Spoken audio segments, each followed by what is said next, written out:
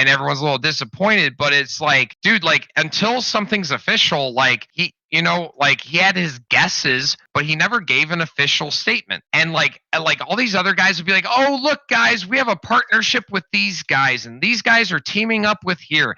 And then you look later down the road, it was a bullshit partnership to make you feel like they're special. Like Richard isn't going around screaming, there could be this Indian exchange. Now Hexecutioner talking about it, that's different. And he's working on it or whatever. So it's fine, right? He's doing his own thing. But you don't see like Richard doing that because he doesn't want to give people false hopes. And he was wrong with the call, but he also said many times, don't believe me when I give you a software update. He very clearly said multiple times, don't trust me on software updates. I have never once ever been close. I've always been wrong every single time. It took a while for Hex to launch, but goddamn, looking back at it now, woo, did he make something special? I'm glad he took his time. He's fighting government resistant or government censorship. He's fighting getting ghost listed. He's getting trying to get vampire attacked by censorship companies. He's fighting all of these fronts.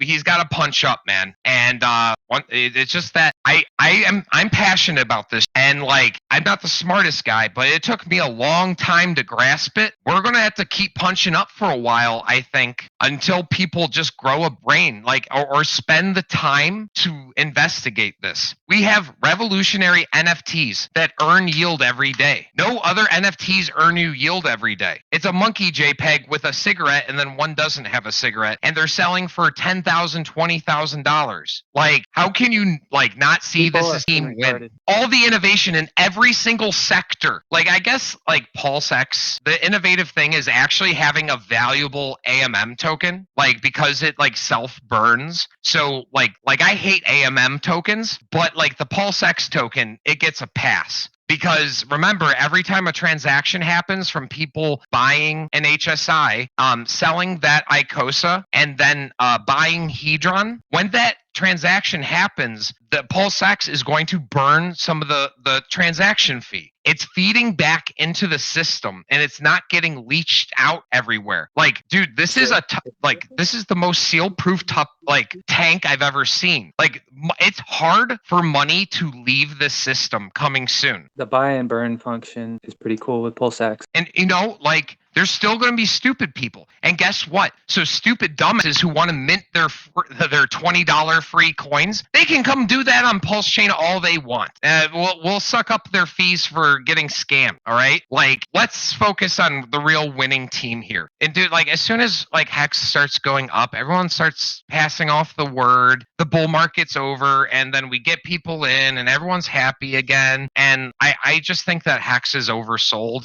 Could go lower, but because markets are fucking retarded. But come on, guys, a year, I think a year or two. I think, dude, less than a year. I think 2023. I don't know, something in my gut just says believe Richard Hart. Yeah, most important thing is to stay the course, because there are going to be lots of enticing things. Yeah, I think immature investors, they tend to invest too much in the highly risky stuff, and not have enough of the base core. A lot of traders and stuff, they have Bitcoin as what they take profits into from altcoins, and that's essentially, in my mind, what Hex is going to be in crypto 2.0.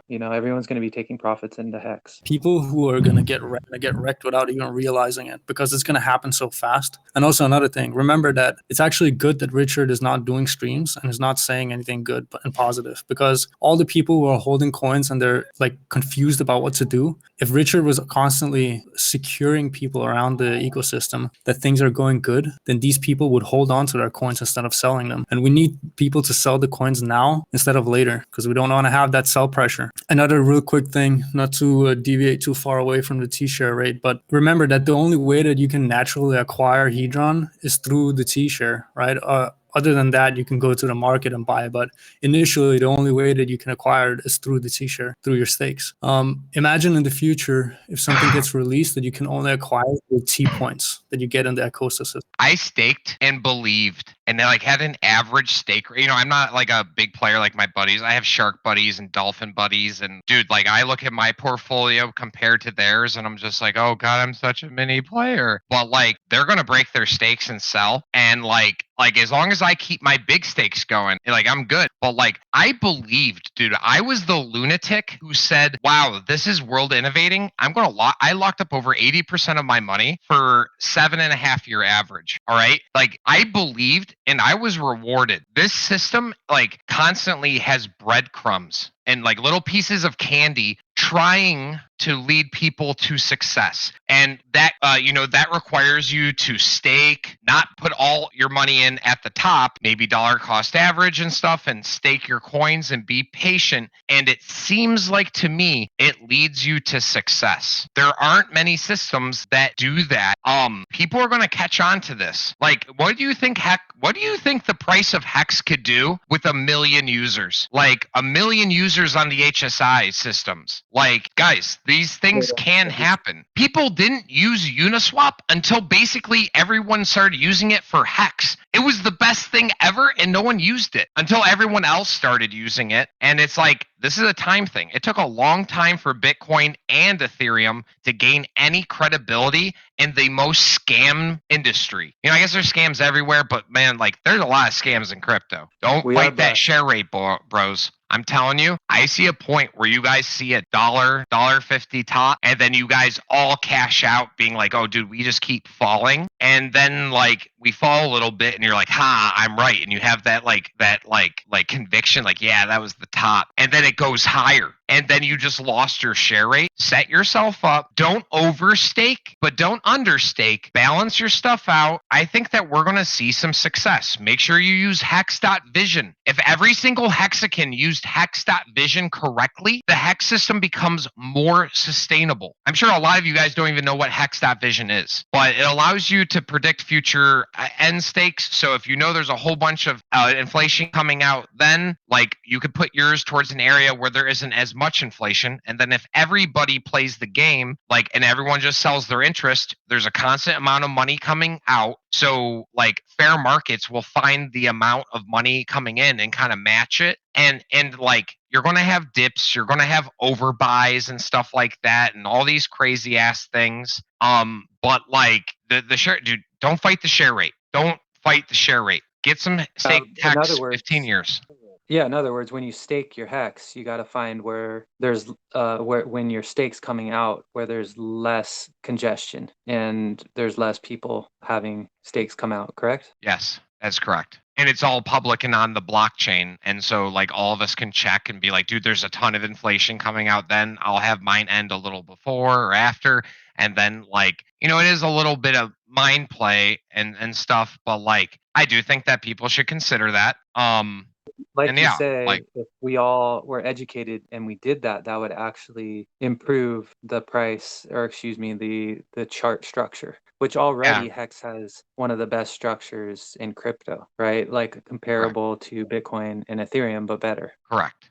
Because then it's about like everyone not dumping their bags. And if you create an environment where it's harder to create a bank run, that's not a bad thing. That's a good thing. If you have mechanics to incentivize people not to all cash out at once, it's never really been attempted in this kind of way. But it's like it makes sense to me. That's the education that's really, I think, going to show in this next bull market is that, you know, hexagons overall understand liquidity and slippage. I think that we need to, you know, it's so funny to me that like Richard like comes out, he's like, yeah, dude, I literally made the thing that's going to revolutionize the entire fucking world. And it's just like we're all here at the front seat. Dude, it's insane. Like, dude, I remember like talking to Richard, dude, and like I'm not saying that I know him and I hang out with him, all right? But like I talked to him in chat a couple times when the Hex was smaller, and he like schooled you big time. I remember. Dude, he ripped me, bro. And like he didn't hate me. Like You did what he, happened in that though, you listen, you know what I yeah, mean? And then you realize, since you did listen to him, you won bigger than if you hadn't listened to him. And so I'm on the same boat, man.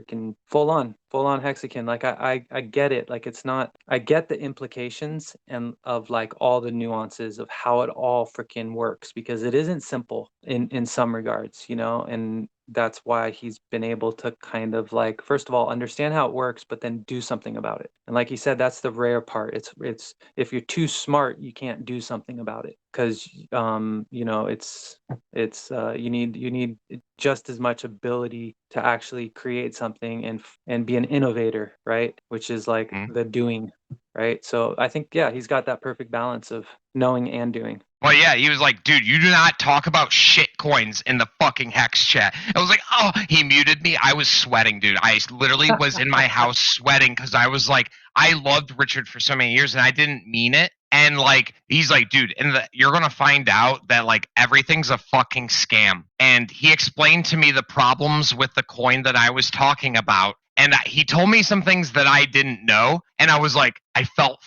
dude, like there was like 15 other people in there, and I just felt fucking retarded. And I was like, but I learned, I was willing to listen. But like, Richard didn't hate me. He was just like, wow, you've been lied to. Listen up, dumb fuck. Here, let me smack you across the face real quick and like give you a little dose of reality. And he's like, you know, you should really look at your portfolio and be like, do any of these coins solve a problem? Hex is like solves banking and money. He's like, maybe, just maybe, you should go buy some hex, dude. And like, you know, he's like, but welcome to the community. And like, dude, like I feel this like dude, I just felt like I got touched by an angel. Like, a lot of people don't have that experience that I do, and that's why I have the like confidence. But like, let me tell you, man, I wish like a lot of you guys could feel what I feel. And it's like, dude, like I don't care about price going down. I'm earning interest. I'm earning hedron. I staked my hex